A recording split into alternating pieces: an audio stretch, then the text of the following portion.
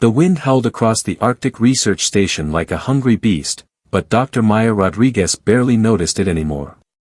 After 6 months at the Helios Deep Ice Research Facility, the constant whine of polar winds had become white noise, much like the steady hum of laboratory equipment that surrounded her. She stood before a massive containment chamber, her dark eyes fixed on readings that shouldn't have been possible. "Dr. Rodriguez," a voice crackled through her earpiece. "The anomaly's core temperature is rising again." Maya pressed her tablet against the reinforced glass, comparing the chamber's readings to her own. Inside, suspended in a solution of specially formulated cryofluid, floated what the media would undoubtedly call a monster if they knew it existed. Its crystalline skin shifted between deep purple and midnight blue, occasionally pulsing with bioluminescent patterns that reminded Maya of distant galaxies. "Increase cooling flow by 15%, she ordered, her fingers flying across the tablet's surface. "And Jack, for the 100th time, call me Maya." Her research partner, Dr. Jack Morrison, chuckled over the comm. "Maintaining professional distance helps me pretend this isn't completely insane. We have an actual alien life form in containment, and it's showing signs of consciousness after what must be thousands of years in suspended animation." The creature was massive, easily 20 feet tall even in its curled, dormant position. Its form suggested both strength and grace, multiple limbs currently folded against a torso covered in what appeared to be natural armor. But it was the face that had first convinced Maya this was no mere animal. Behind closed eyes, she had seen flickers of intelligence during their preliminary scans. This being had been designed, or had evolved, for more than just survival. "The neural activity is getting stronger," Jack reported from the monitoring station above. "Whatever this thing is, it's dreaming." Maya pressed her hand against the glass. "No," she said softly. "He's remembering." The facility shook suddenly, causing Maya to stumble. Warning lights flashed as emergency sirens began to wail. She steadied herself against the containment chamber, her heart racing. "Jack. What's happening?" Static filled her earpiece for a moment before Jack's voice returned, tight with tension. "We've got multiple unauthorized aircraft approaching. Military grade, but not any government I recognize. Security sensors are picking up armed personnel already on the ground. Maya, they're heading for the lab." "Lock down everything," she ordered, already moving to the primary control console. "Initiate primary containment protocols N." The lights went out, plunging the laboratory into darkness before emergency power kicked in, bathing everything in a dull red glow. Maya heard gunfire in the distance, followed by shouts and running feet. "They've breached the outer perimeter," Jack's voice was barely a whisper now. "Maya, they knew exactly where to hit us. This was an inside job." Maya's mind raced. The creature in containment represented the most important scientific discovery in human history, but in the wrong hands, it could also be the most dangerous. They couldn't let it be captured, but they also couldn't let it die. Somehow, she knew that protecting this being was more important than any of them understood. "Jack, initiate emergency protocol Omega," she said, her voice steady despite her fear. "Then get out of here. Use the maintenance tunnels." "Maya, no. That protocol was theoretical. We have no idea what will happen if we—" "Exactly. Neither will they. Now go." More explosions rocked the facility. Maya could hear boots in the corridor outside the lab. Her fingers flew across the console, entering commands that would change everything. As the lab doors began to spark from cutting torches on the other side, she pressed the final command key. The containment chamber hummed to life, its cryogenic fluid beginning to drain. The creature inside twitched, then moved for the first time in millennia. Maya watched, heart pounding, as massive eyes opened, eyes that shimmered like opals, filled with ancient wisdom and something else. Recognition. The lab doors burst open as armed figures in black tactical gear poured in, weapons raised. Maya stood her ground between them and the containment chamber, even as she heard the glass beginning to crack behind her. "Step aside, Dr. Rodriguez," a cold voice ordered. "This specimen is now the property of the Odyssey Corporation." Maya smiled, hearing the final seals of the containment chamber give way. "No," she said calmly. "He doesn't belong to anyone." The chamber exploded outward, showering the lab with glass and cryofluid. The armed intruders stumbled back as a massive figure unfolded itself in the red emergency lighting. Maya felt a gentle pressure in her mind, a presence both alien and somehow familiar. "Protect," a voice echoed in her thoughts. "Defend. This was my purpose before. It shall be again." The creature moved with impossible speed for its size, placing itself between Maya and the intruders. Its crystalline skin hardened into armor that seemed to absorb the bullets now being fired in panic. One massive arm swept out, sending armed figures flying but with precisely controlled force, enough to incapacitate, not kill. In less than 30 seconds, it was over. The intruders lay unconscious but alive, their weapons crushed into useless metal. Maya stood in awe as the creature turned to face her, its opalescent eyes meeting hers. She felt no fear, only a profound sense of wonder. "You freed me," the voice in her mind said. "You understood. I am Atlas, last of the Star Guardians, and we have much work to do." Maya nodded, knowing that this moment marked a change not just in her life, but in human history. "They'll call you a monster," she said softly. Atlas's skin rippled with patterns of light that somehow conveyed both amusement and determination. "They called my kind many things, young one. But names matter less than choices. And I choose to protect, as I always have." Through the facility's broken windows, the Arctic dawn was breaking, painting the sky in colors as alien and beautiful as their new ally. Maya realized she was smiling. "Well then, Atlas," she said, "let's show them what a monster can do." In the distance, more aircraft were approaching. But this time, Maya wasn't afraid.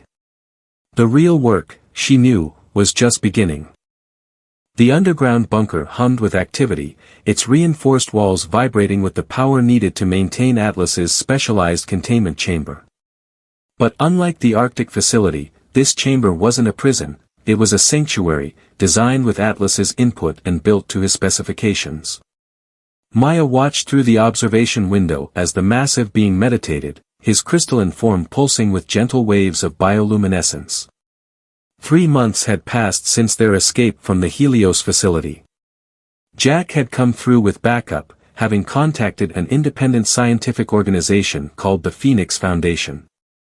Now, hidden beneath the New Mexico desert, they worked to understand both Atlas and the growing threat he warned them about. "Neural synchronization is holding steady," Jack announced from his workstation, his voice carrying a note of excitement. "The modifications Atlas suggested for the interface are working perfectly. Maya, we're getting clearer readings than ever before." Maya nodded, but her attention was focused on the patterns flowing across Atlas's skin. She'd learned to read them like a language. This particular sequence suggested deep concern. "What do you see?" she asked softly, knowing he could hear her through their strengthening psychic bond. Atlas's eyes opened, swirling with colors that reminded her of auroras. "Danger," his thoughts resonated in her mind. "They are closer than I feared." The chamber door slid open with a soft hiss, and Atlas unfolded himself from his meditative pose. Despite seeing it daily, Maya was still struck by the fluid grace with which he moved his massive form. In the proper lighting, his crystalline armor refracted light like a living prism, creating displays that put the northern lights to shame. "The attacks have begun," a new voice announced. Director Elena Reyes strode into the room, her normally composed features tight with worry. She tapped her tablet, and holographic displays sprang to life around them. Simultaneous strikes on multiple military installations worldwide. Official channels are calling them terrorist attacks, but they know better, Atlas completed. "Show me." The displays filled with footage from the attacks. To untrained eyes, the destruction might have looked random, but Maya saw the patterns Atlas had taught her to recognize. Each strike had targeted specific technologies, destroying some while stealing others. More disturbing were the glimpses of the attackers, humanoid figures moving with impossible speed, their forms seeming to shift and blur. "Vanguard units," Atlas said aloud, his actual voice a resonant tone that made the air itself vibrate. He'd been learning to speak verbally, though the effort clearly cost him. "Advanced scouts and saboteurs. They prepare the way." "For what?" Elena demanded, though Maya suspected she already knew the answer. "For the harvesters," Atlas's mental voice was heavy with ancient memory. "They seed young worlds with life, watch civilizations grow, then return to reap the technological and biological bounty. Your humanity fascinated them, your adaptability, your resilience. They will not destroy you. They will remake you, as they tried to remake my kind." Maya stepped closer to the chamber, placing her hand against its surface. Atlas mirrored her gesture, his massive crystalline palm dwarfing hers through the barrier. Over the past months, their connection had grown stronger, allowing her glimpses of his memories, a civilization of beings like him, once guardians of emerging worlds, until the harvesters came with their promises and modifications. She felt his grief for his fallen people, and his determination to prevent history from repeating. "The Odyssey Corporation," Jack said suddenly. "The ones who tried to take Atlas. They have to be connected to this." Elena nodded grimly. "Our intelligence suggests they've had access to advanced technology for years. Technology that doesn't match any known human development path. We thought they were just extraordinarily innovative, but they are collaborators," Atlas confirmed. "Promised power and advancement in exchange for preparing your world. They do not understand they are helping to forge their own chains." A klaxon suddenly blared through the facility. Jack's hands flew across his console. Multiple contacts approaching. "They're using some kind of cloaking technology, they just appeared out of nowhere." Maya felt Atlas's surge of protective fury through their bond. "They track me. My awakening was a signal they could not ignore." This facility was supposed to be undetectable, Elena snapped, already moving to activate defense protocols. "They do not track by your methods," Atlas explained, his skin patterns shifting to aggressive crimson swirls. "They follow threads of probability, hunting ripples in space-time. My kind's ability to connect with other minds, it creates disturbances they can follow." Maya understood the implication immediately. "Our psychic bond. My God, Atlas, I've been leading them right to you." She felt his immediate rejection of her guilt. "No. The connection gives me strength, purpose. Without it, I would be truly lost. Some things are worth the risk." The facility shook as the first explosions hit the surface. Emergency lights began to flash as reports flooded in, multiple entry points, hostile forces deploying some kind of phase-shifting technology to pass through solid matter. Their defenses were useless. "We need to evacuate," Elena ordered. "We have protocols for this. Transport ships are." "No," Atlas interrupted. His chamber opened as he stepped out, his full height barely clearing the reinforced ceiling. "No more running. No more hiding. It is time to show them that this world has teeth." Maya felt his resolve through their bond, along with something else, a plan, dangerous but brilliant. "Atlas, that's insane. The neural interface isn't ready for that level of integration. The strain could kill us both." Atlas knelt before her, his opal eyes swirling with determination and trust. "You freed me from ice, Maya Rodriguez. You saw past the monster to find the guardian within. Trust me now. Together, we can show these raiders that humanity is not their prey, humanity is their match." The sounds of battle were getting closer.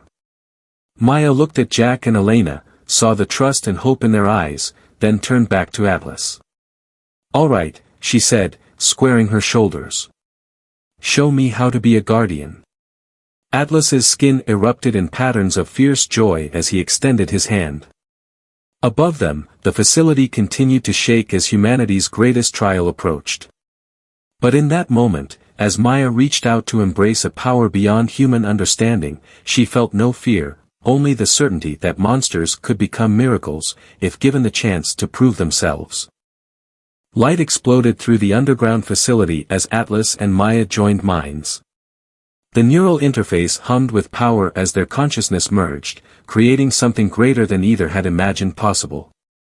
Maya felt herself expand, her awareness flowing through Atlas's crystalline form like electricity through a circuit. His strength became hers, her human intuition became his. The first wave of Harvester Vanguard units phased through the walls, their biomechanical forms shifting between solid and ethereal states. They looked almost human, but wrong, too fluid, too perfect, like idealized sculptures given horrible life. Through Atlas's enhanced senses, Maya could see the modifications that made them possible: quantum technology grafted onto living tissue, probability engines where hearts should be. Now, Atlas's thought merged with Maya's will. Their shared form moved with impossible speed, crystalline armor hardening into razor-sharp edges. The Vanguard units fired weapons that bent space itself, but Atlas's natural defenses, enhanced by Maya's instinctive understanding of human physics, adapted instantly. They weren't just fighting, they were dancing, two species moving as one. "My God," Jack whispered from behind his console. "The synchronization rates are off the charts." Elena was already coordinating the facility's evacuation, but she paused to watch as Atlas and Maya tore through the attacking force. "This is what they fear, isn't it? Not our weapons or technology, but our ability to adapt, to cooperate, to become more than the sum of our parts." The battle moved through the facility's corridors, a symphony of destruction and precision. Maya felt Atlas's memories of fighting the Harvesters millennia ago, while Atlas used her modern tactical knowledge to counter their new technologies. Together, they were something unprecedented, neither human nor star guardian, but a bridge between worlds. More coming, their shared consciousness registered new threats. They did not expect resistance. Now they will escalate. Through their bond, Maya accessed Atlas's deeper memories. She saw his people as they once were, majestic crystalline beings who shepherded young civilizations, teaching and protecting them. She felt his anguish as the Harvesters arrived, offering to perfect the Star Guardians with their biomechanical modifications. Some accepted, becoming the first of the vanguard. Others fought and fell. Atlas alone had chosen a third path, freezing himself in Earth's ice to wait for allies strong enough to resist. A massive explosion rocked the facility. Through the smoke emerged a new figure, larger than the Vanguard units, its form a terrible fusion of crystalline structure and Harvester technology. Its face, though twisted by modifications, was unmistakably similar to Atlas's. "Brother," it spoke, its voice a grinding harmony of organic resonance and mechanical precision. "You protect these primitives still? Even after sleeping in their ice for eons?" "Orion," Atlas's grief flowed through their bond. "My clutch mate. What have they done to you?" "They improved me," Orion's form shifted, weapons emerging from his crystalline flesh. "As they improved many of our kind. As they will improve humanity. Why do you resist perfection?" Through their joined consciousness, Maya projected her voice through Atlas, because perfection without choice is just another form of death. Orion's modified face showed no emotion, but his weapons hummed with growing power. "The human speaks through you, brother. How far you have fallen." The Harvesters approach, their great ships already darken the skies above this world's poles. "Submit now. Help us guide humanity to its next evolution." Maya felt Atlas's resolve harden, his crystalline form resonating with determined purpose. "I remember what we once were, brother. Guardians, not gods. We protected the young race's right to choose their own path. Choice is inefficient," Orion declared. "The Harvesters showed us a better way. If you stand with these humans, you will fall with them. The facility's sensors blared new warnings. Jack's voice came through their shared consciousness, multiple bogies entering atmosphere. Energy signatures are massive. Through their bond, Atlas shared a plan with Maya. It was dangerous, perhaps suicidal, but it might give humanity a fighting chance. She felt his apology for what it would cost her, and her immediate acceptance of the risk. So be it, they thought as one. Atlas's crystalline form began to pulse with blinding light, channeling power in ways he had never dared alone. Maya felt the strain through their connection, her consciousness threatening to fragment under the pressure. But she held on, her human determination reinforcing his ancient strength. "What are you doing?" Orion demanded, his weapons powering up. Showing humanity the truth, Maya spoke through Atlas again. "All of it. The harvesters. The star guardians. Everything." Light erupted from Atlas's form, not just visible light but the full spectrum of energy that his crystalline body could channel. Through their shared power, they broadcast a message, not in words but in pure understanding, to every human mind within 1,000 miles. In an instant, millions of people saw the truth, the approaching harvester ships, the history of Atlas's people, and the choice humanity now faced. The strain was immense. Maya felt blood trickling from her nose, felt Atlas's crystalline structure threatening to shatter. But still they held on, pushing the message further, seeding the human consciousness with the knowledge needed to fight back. Orion raised his weapons, but hesitated. Through their broadcast, he too was caught in the wave of memory and truth. "Brother," he whispered, his mechanical voice wavering. I remember." The light faded. Maya and Atlas separated consciousness, both weakened but alive. They had done it, humanity now knew what was coming. The choice of how to face it would be theirs. As emergency klaxons blared and the facility crumbled around them, Maya looked up at Atlas, then at his transformed brother. Above, the harvester ships would be arriving soon, but they would not find an ignorant planet ready for harvest. They would find humanity prepared, warned, and already adapting. Through their weakened but unbroken bond, Maya felt Atlas's fierce pride. Now, he thought, the real war begins. The world had changed in the week since Atlas and Maya's broadcast. The skies over every major city now shimmered with defensive shields, human technology enhanced by Star Guardian principles that Atlas had shared. Military forces worldwide had united against the common threat, their weapons modified to counter the harvester's phase-shifting abilities. But Maya knew it might not be enough. She stood in the transformed remains of the Phoenix Foundation's command center, now the heart of Earth's defense network. Holographic displays showed the approaching harvester fleet, massive ships that seemed to devour light itself, their hulls writhing with the same biomechanical modifications they sought to impose on all life. "Their main force will reach Earth in 6 hours, Elena announced, her voice steady despite the exhaustion evident on her face. "The good news is, 17 more countries have joined the defense coalition. The bad news. The bad news is they're adapting to everything we throw at them," Jack finished, looking up from his console. "Each wave of vanguard units comes back stronger, faster, more resistant to our countermeasures." Maya felt Atlas's concern through their bond, which had grown stronger since their shared revelation to humanity. He stood in his customized chamber, using its amplification systems to coordinate with other resistance cells worldwide.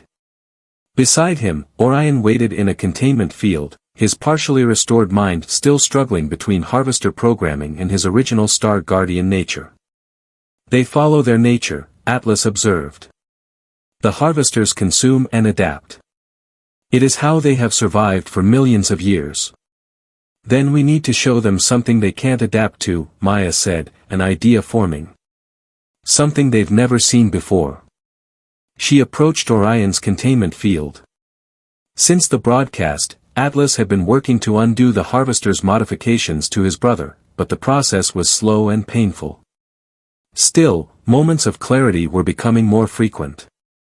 You knew them better than anyone, Maya said to Orion. You were part of them. What do they fear?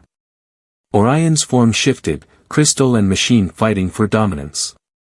They fear nothing. They believe themselves perfect. Each defeat only drives them to evolve further. His voice stabilized, sounding more like Atlas's resonant tones. But perhaps, that is their weakness. Explain, brother. Atlas moved closer, his crystalline form pulsing with interest. The harvesters believe all evolution leads to their ideal. Orion struggled to organize his thoughts. They cannot conceive of power that comes from imperfection. From chaos. From choice. Maya's eyes widened as she understood. She turned to Atlas, their minds already synchronizing. That's it. They've never faced a species that chooses to remain imperfect, that finds strength in diversity rather than uniformity. Jack looked up sharply. The neural interface. Maya, are you suggesting a full integration? She nodded. Not just me and Atlas, but hundreds of humans and willing star guardians, each connection unique, unpredictable. Something the harvesters can't replicate because it relies on individual choice and compatibility. Elena frowned. But the interface nearly killed you last time, and that was with just one connection. It would be dangerous, Atlas acknowledged. But Maya is right. The harvesters cannot comprehend power that comes from willing sacrifice and cooperation. Their modifications force compliance. They have never faced true symbiosis. The command center shook as another wave of vanguard units attacked the surface. The defensive shields held, but they were weakening. Time was running out. I've been analyzing the broadcast you two made, Jack said, pulling up complex neural patterns on his screens. If we could replicate that on a larger scale, with multiple paired consciousnesses, we'd create a psychic network they couldn't predict or counter, Maya finished. Because every connection would be unique, based on genuine trust and choice. It would require star guardians, Atlas noted. I am not the only one who survived in stasis. Others sleep beneath the ice and stone of this world, waiting. I can wake them, but many may be like Orion, corrupted, confused. Then we'll help them remember who they are, Maya said firmly. Just like we're helping Orion. The next hours passed in a blur of preparation. Atlas used his restored connection to his people to awaken dozens of dormant star guardians worldwide. Some emerged confused, others hostile, but each responded to the truth of their original purpose when shown through the neural interface. Orion, his mind clearing more each hour, helped identify and counter the harvester modifications many had been given before their long sleep. Meanwhile, the Phoenix Foundation coordinated with military and scientific organizations globally to identify human candidates for the neural integration. They needed people with both the mental stability to handle the connection and the courage to risk everything for an uncertain victory. Neurals sync in 3 minutes, Jack announced as Maya took her position in the modified interface chamber. Around the world, other humans were doing the same, preparing to join minds with their star guardian partners. Maya, if this doesn't work. It will work, she said with quiet certainty. Because we choose it to work. Because we're fighting for the right to remain beautifully, perfectly imperfect. The harvester ships entered the atmosphere as the neural integration began. Maya felt Atlas's mind merge with hers once again, but this time they were part of something larger. A network of human and star guardian consciousness, each connection unique, each pair finding their own way to work together. Some fought with pure power, others with strategy and cunning. Some focused on defense, others on healing, each according to their natural strengths and choices. Through their shared awareness, Maya felt Orion finally break free of his conditioning, his true self emerging as he joined the network. The harvester modifications fell away from his form like shed skin, revealing the majestic star guardian he had once been. Together, Atlas's thought resonated through the network as the final battle began. Not as perfect copies, but as unique individuals united by choice. The sky burned with impossible light as humanity and its ancient guardians rose to face their greatest trial, each connection in their network a testament to the power of choosing one's own path, even in the face of supposed perfection. The sky above Earth had become a battlefield of light and shadow. Harvester ships, massive and dark, clashed with the combined forces of humanity in the awakened star guardians. Through the neural network, Maya experienced it all. Thousands of minds joined in defense of their world, each connection unique, each battle a testament to the power of choice and cooperation.